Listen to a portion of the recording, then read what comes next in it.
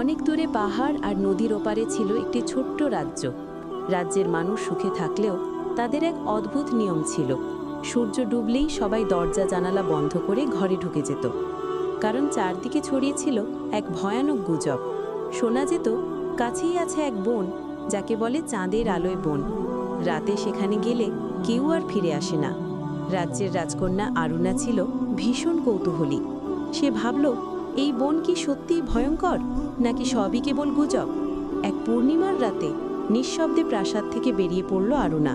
চাঁদের আলোয় ঝলমল করছিল বনটা। চারদিকে যেন হাজারো জোনাকি নাচছে। হঠাৎ গাছের ফাঁক দিয়ে ভেসে এলো এক সুর। সেই সুরের উৎস ছিল এক সাদা হরিণ। হরিণ বলল, যে এখানে আসে তাকে আমি পরীক্ষা করি। ভয় থাকলে সে হারিয়ে যায়, সাহস থাকলে সে পায় মুক্তি। আরুণা ভয় পেলেও সাহস করে উত্তর দিল, আমি উপহার চাই না, আমি চাই সত্য। হরিণ হাসল। হঠাৎ বন আলোয় ভরে উঠল। আরুণা দেখল, যারা আগে এখানে হারিয়ে গিয়েছিল তারা আবার ফিরে আসছে, কিন্তু প্রত্যেকেই জোনাকির মতো আলো ছড়াচ্ছে। আসলে তারা বন্দী ছিল এক অভিশাপের।